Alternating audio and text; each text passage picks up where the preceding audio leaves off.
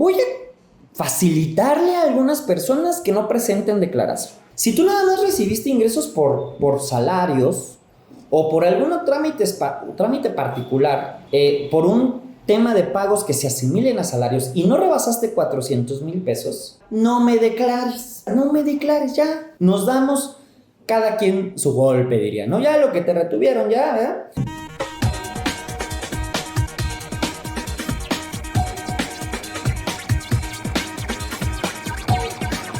¿Qué tal, amigos? Pues ahora sí ya se armó el SAT con las solicitudes de declaración anual a las personas físicas en general y, lógicamente, a los que recibimos ingresos por salarios o por algún tipo que se le da el tratamiento fiscal como si fuera salario, aunque no sea salario. Te cuento rápido. Normalmente los trabajadores casi no nos metemos con este lío del SAT y del impuesto, salvo que tengamos la presentación de declaraciones anuales. Y esta presentación nace de tener, en lo común, de tener otros ingresos adicional a los del salario, o bien tener algunas deducciones personales por las cuales busco yo una devolución del impuesto. Vamos a ponerle un poquito de lógica a todo lo que ha sucedido o todo lo que sucede con salarios. El esquema tributario de México para los trabajadores y casi para todo el mundo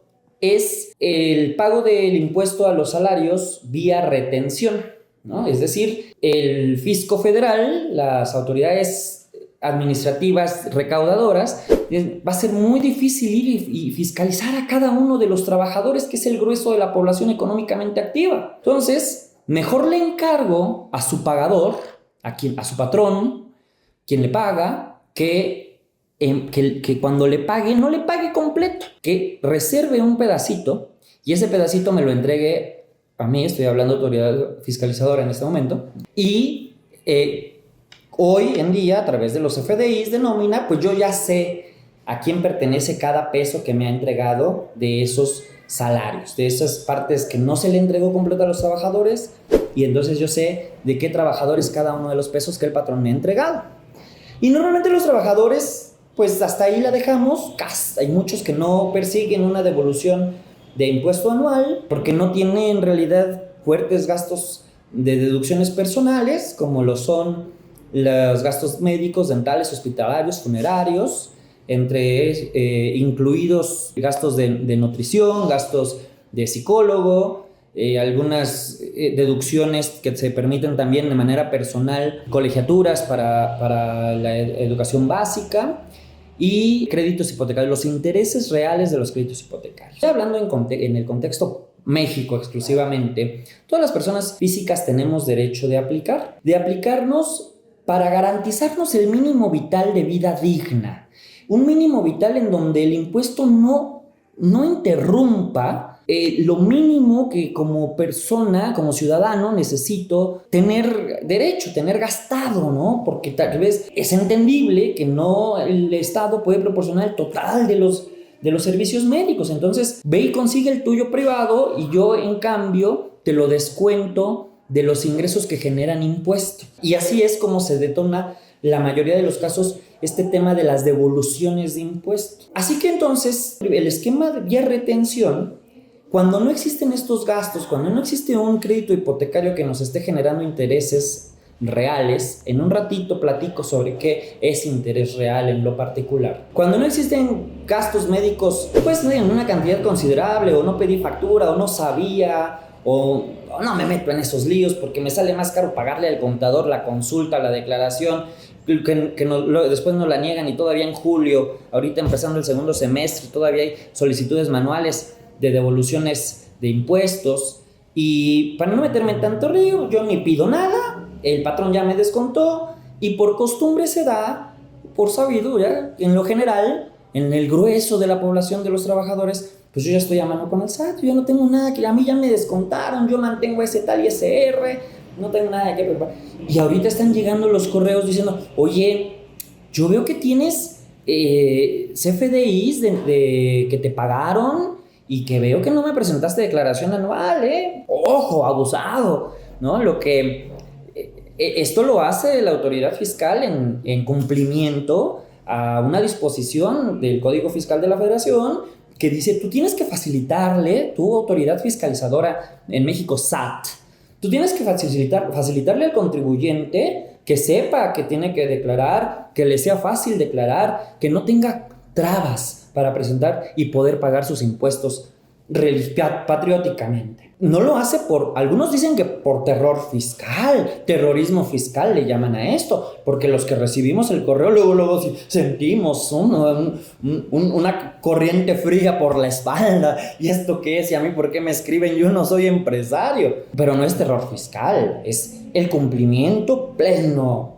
de la facilidad, buscar facilitarnos nuestra autoridad fiscal, el pago del impuesto, el cumplimiento del impuesto. Pero ¿por qué se da que los trabajadores casi nunca declaran? Casi nunca declaran. Y cuando digo casi nunca no me refiero a la frecuencia con la que un trabajador lo hace, me refiero a que del grueso de trabajadores es muy poca la población que declara. El sistema tributario vía retención considera, el legislador mexicano es hábil, es bueno, es fantástico, ¿no? Porque dicen, a ver, los trabajadores ganan un salario que quincenal, que quién sabe qué, vamos a decir un salario mensual, ¿no?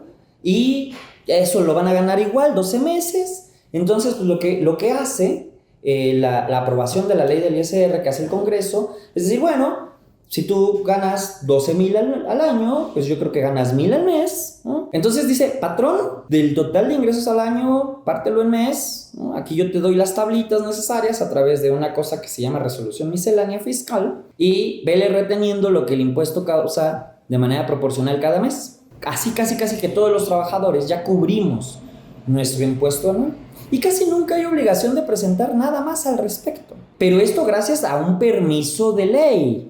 La propia ley, en el capítulo de la declaración anual, que está por ahí del artículo 150, 152, es la dinámica del cálculo, te dice, bueno, voy a facilitarle a algunas personas que no presenten declaración. Si tú nada más recibiste ingresos por salarios o por algún trámite particular, por un tema de pagos que se asimilen a salarios y no rebasaste 400,000 pesos, no me declares ya. Nos damos cada quien su golpe, diría, ¿no? Ya lo que te retuvieron, ya, ¿verdad? Pero siempre y cuando no tengas otros ingresos. Pero es muy común las inversiones. De hecho, uno de los videos largos que vamos a tener aquí es analizar las inversiones, los intereses, desde una óptica de economía global, desde una óptica de los ingresos de intereses del gobierno, comparar los ingresos que ofrecen los bonos gubernamentales de México contra, por ejemplo, los de Estados Unidos, entender y perseguir un poquito el tipo de cambio, platicar un poquito sobre la inflación, platicar sobre estas tarjetas que nos ofrecen, ¿no? La guerra de tasas de la que se ha hablado. Entonces, se da mucho que, pues, de salarios, otra actividad que llegamos a tener es la de recibir intereses. Dice, bueno, el límite de 400 es por tus ingresos de salario, pero si tuviste 100,000 de intereses, hasta 100,000 de interés real, no nominal, interés real. ¿Qué es el interés real? Es el interés sin el efecto de inflación. Si me pagan 8% de interés, o me pagan 8% de interés en una inversión fija de un año, y en ese año la inflación tuvo un 5%, como para estos principios de julio va repuntando, de acuerdo a los últimos datos publicados por el INEGI, haz de cuenta, no es exactamente así, pero haz de cuenta que es el 8% que te pagaron de intereses, menos el 5% de la inflación, porque la inflación, aunque a algunos se nos da por definirla como la pérdida del valor adquisitivo, eso más bien es un efecto de la inflación. La inflación en sí es el aumento generalizado de los precios en un periodo determinado. Entonces, el aumento generalizado, supongamos que de tu calidad de vida, yo sé que no es así, pero esa es la idea de la inflación. Es la idea general de la inflación. La idea es que cada vez por vivir igual te cuesta 5% más, en este ejemplo utópico el que estamos diciendo. Pero tú recibiste 8% por el dinero que tuviste ahí prestado, invertido, que se lo diste a un tercero para que jugara con él porque tiene más ideas financieras que nosotros. Entonces haz de cuenta que tu interés real pues ya no es el 8%, lo real es el 8 nominal, menos el efecto de la inflación, haz de cuenta, menos 5, y te queda un 3. Más o menos, insisto, no es el número aritmético exacto, no es la manera aritmética de sacar el interés real, en realidad se dividen, pero hoy estamos para atender la generalidad. Entonces, si no recibiste más de 400,000 por tus ingresos por trabajo, si no recibiste más de 100,000 de intereses, y si no tienes más de 600,000 en un préstamo o en donativos, te doy chance de que no me presentes declaración anual. Y ahí queda, ahí muere, cada quien su golpe. Pero ese es un chance que te doy, ¿no? Si tú quieres, presenta. La regla inicial es, tienes que presentar declaración anual. La opción es, en estos casos, si quieres, no. Oye, pero a mí me dijo que podía yo tener más de 400,000 y aún así quedar exento de presentar la declaración anual, o quedar perdonado, quedar excusado de presentar la declaración anual. Es correcto. Es correcto. Hay un segundo permiso, hay una segunda puerta para quedar excusado de presentar la declaración anual. Esta puerta viene de esa cosa, de esa resolución miscelánea fiscal. Entonces, chécate, valora el trabajo de tu contador, estudia la ley del ISR, luego estudia el reglamento del ISR, luego estudia esta cosa de resolución miscelánea fiscal que se mueve. Bueno, ahorita ya no se mueve tanto, había veces que se movía 2 veces al año, ¿no? Casi una vez por mes. Bueno, no toda, pero pues había que ver que se movió. Entonces, en esta resolución miscelánea fiscal hay otro permiso. Dice, mira, vale, recibiste más de 400, pero hasta 500,000. Pero que sean de un solo patrón, de un solo pagador, de un solo retenedor. Pero tus intereses, aquí ya no me voy a preocupar por el interés real. Aquí el interés nominal no debe separar 20,000. Puedes quedar excusado, pero hay una parte en esta regla que dice, siempre y cuando no tengas cantidad a cargo. O sea, que tienes que contratar al contador para que te haga tu cálculo anual, lo compare contra las retenciones que tuviste, aplique las deducciones personales si es que tienes, y vea una vez que no recibiste, que no quedaría cantidad a cargo, entonces quedarías excusado. Entonces, ¿qué pasa con estos correos? Pues estos correos están hechos en la generalidad. Oye, yo vi que tienes 2 pagadores. ¿Por qué? Porque lo que le pasó a una amiga, ¿no? Que estuvo trabajando medio año con una empresa, medio año con otra empresa, y entonces le llegó el correo y le dice el fisco federal, oye, es que tú tienes 2 retenedores.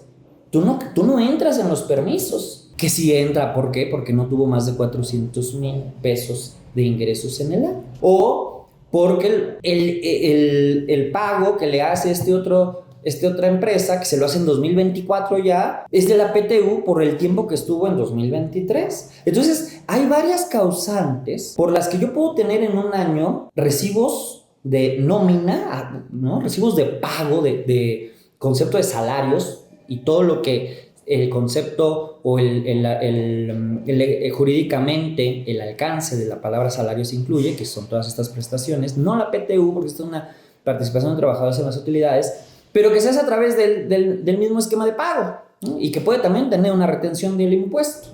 Entonces, no hay que espantarse, no hay que cundir en pánico. Estos correos son muy generales y en la mayoría de los casos, porque así se ha hecho costumbre, no tenemos la obligación de presentar declaraciones anuales.